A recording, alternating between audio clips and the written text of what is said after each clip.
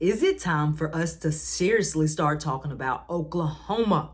The Oklahoma Sooners have only been in the SEC just short of 2 years, and they've already making noise. They've already made noise in the SEC. They just beat Tennessee yesterday, but earlier they had their big win against South Carolina. And no matter what you say, and I am a South Carolina fan, let me correct that. I'm a Don Staley fan, so I absolutely was going for South Carolina. But no matter what you say, they still beat South Carolina, they still beat Tennessee, and they are still making noise in the SEC with only being in the league 2 years. And let's be honest, the SEC is the toughest conference when it comes to women's basketball. So let's talk about their win over Tennessee yesterday. So this was a good game. I hope you got a chance to watch it. If you didn't, you missed a treat, but you can go back and watch it. And let me say this about Tennessee.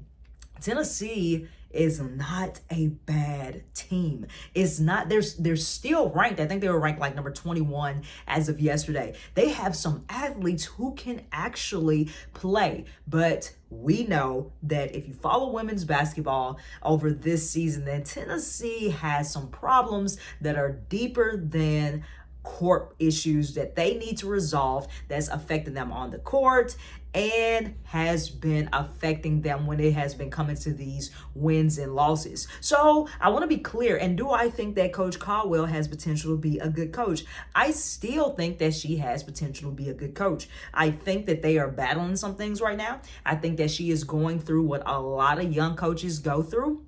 This is her real big shot at coaching at a D1. And it's not only like she's coaching at any D1, right? She is coaching at the legendary Tennessee, where Pat Summitt made her mark. So it comes with a little bit of pressure. And I know, if you can't stand the heat, then you need to get out the kitchen. And so I think she's in her second year. This year, next year, she'll definitely be on the chopping blocks, if not already this year, because last year they made it to the Sweet 16, but they definitely had some issues that they need to iron out. So in saying that, yesterday was still a good win for Oklahoma, and I think it's a morale booster, and it is going to give them confidence, because at the end of the day, Tennessee is still Tennessee, and when you have a win against Tennessee, then that does something for your confidence. All right. So let's talk about it. Okay, so UT was, the first quarter was pretty close all the way through, right? You saw some good things for both teams. But then when you get to the second quarter, you see actually in the first half that Tennessee was playing well. They were 5 of 13 from the three with about 3 minutes left in the second quarter, and that's slightly under 50%. So they were probably shooting, I think, maybe like at 40 something. That is a high percentage when it comes to that three ball, and especially when your whole team is shooting it. And so in order for Oklahoma to hang around for that long when they're shooting at such a high percentage, that's saying a lot. That's saying that they're competing and that they're not giving up. All right. So we also see that UT pushed the ball well in transition, and they scored easily. So this is what I mean about Tennessee. They have a team of athletes, which means that when you have a team of athletes, more than likely your strength is going to be that open court, because you can get out and run.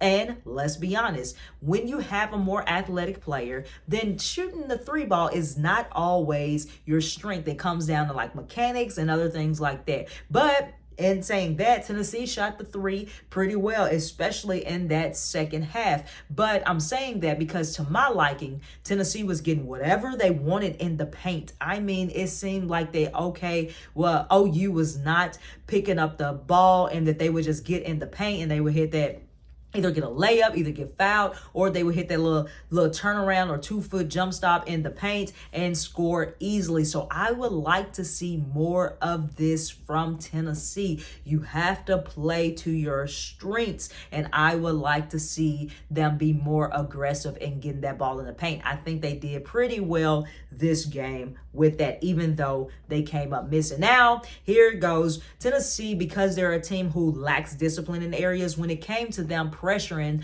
the ball in full court. They left the middle open. And as an offensive, as the offensive team, you want to get the ball to the middle of the court. So we see how when Oklahoma got that ball in the middle court, they just reversed it, and Oklahoma got a couple of threes off of that. And this was crucial going into the second half, because I want to say that Oklahoma went on a 7-0 run because of this breakdown that Tennessee had. So when I'm looking at my notes, and I see that Tennessee shot the ball at 53%.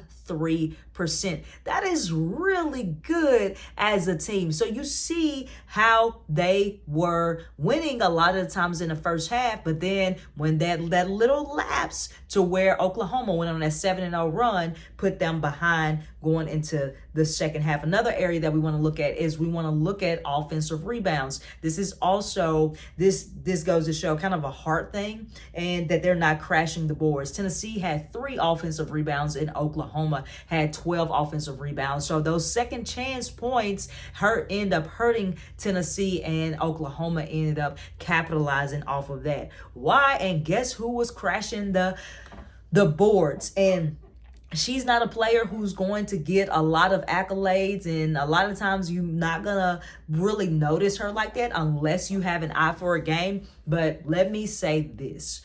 When I went to Oklahoma and I saw them play, the first game I saw was LSU, and I didn't really see it. But then the second game I saw her play against South Carolina. And she is the heart of this Oklahoma team. And this is what Tennessee was missing, and is a difference maker. And you have to have this on every team. I say it quite a bit in my videos, but in order to be a successful team, you always need an extension of the coach on the court. And guess who is that for Oklahoma? And it is the strong Sahara Williams. It wasn't that she was knocking down threes, and it wasn't that she was coming down, wop, wop, wop, and then boom, hitting you in the face. Nah, it wasn't none of that. She was just making the simple plays. She was crashing the boards.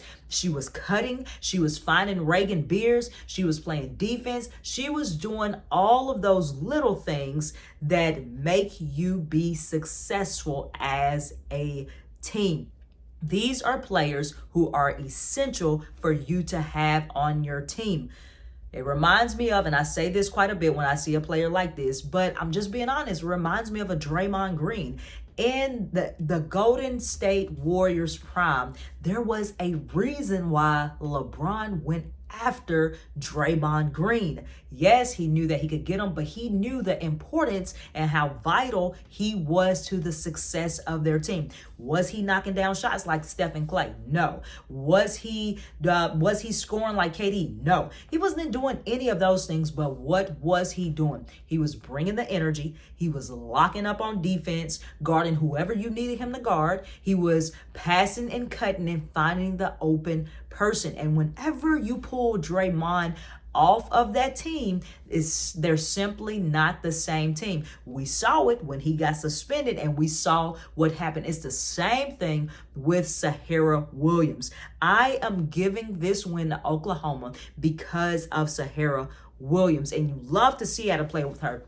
She plays with energy. She's hyping her teams up. She's doing all that grimy, dirty work that most players don't like to do, but that you must do in order to win. So that's who I'm giving my game ball to, not because she had a certain number of points, but it's the way that she scored, but it's the effect that she has on her team that doesn't always show up on the stat sheets.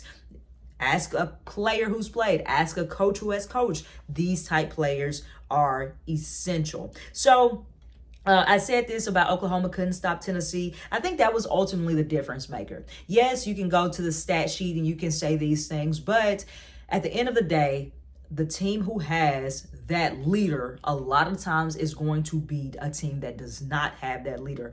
And I think Tennessee is looking for that leadership. You have your point guards who are young, right? And you got Janiyah Barker who wasn't there, but I just don't see that leadership that you see on court. And because there's a disconnect, with between the coaches and the players. I think that's obvious. But when you don't have that leader on the court, then a lot of times you're going to end up losing or not be as successful as you could be. Now, Tennessee still wins some games because they're just that talented and they are athletic. So they can win some games, but in order to be a championship caliber team, you got to have that leader on the court.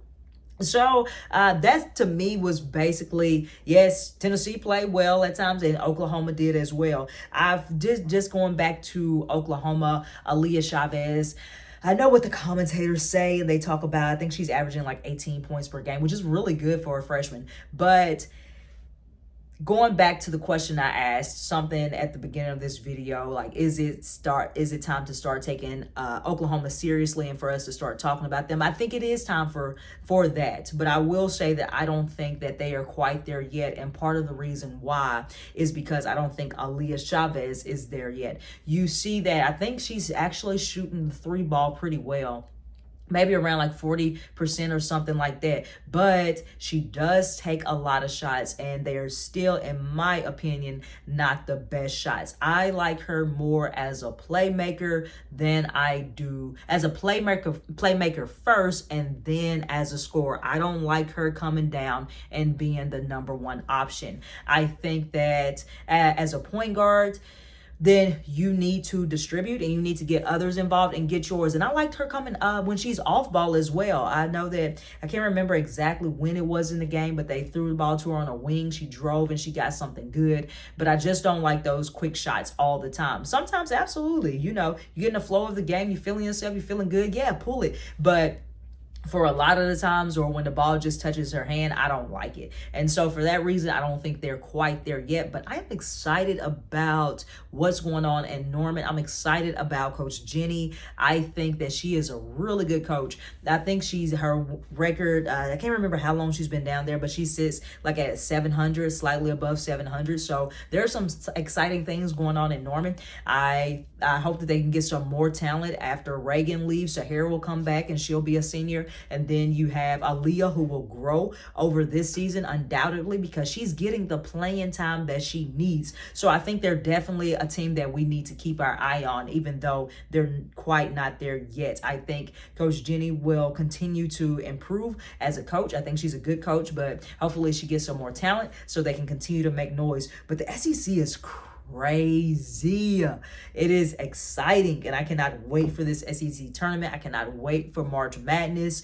But let me know you guys' thoughts on this game. Let me know what you think about Tennessee, Coach Caldwell and the players. Let me know what you think about Oklahoma, Coach Jenny and the players as well. It's an exciting time in the SEC. It's an exciting time to be a women's college basketball fan. I know that I've said that before, but I haven't been doing these videos for too long, and they're not getting any, tens of thousands of views or anything like that just yet. But I know that it's not me. I know that it's the product that I'm talking about, because it is a good product and it is selling itself. So just thank you for continuing to support women's basketball. Thank you for the comments that you guys make. Thank you for the likes, because the truth of the matter is that these girls, these young women, they work hard and they deserve this. So I'm happy for them. Continue to comment, continue to like. If you like, subscribe so you can see more of what I'm talking about, and let me know what else you guys would like me to talk about, or if there's something about or if it's a team or a player, then I would be more than happy to. So as always, I appreciate y'all watching. Till the next video.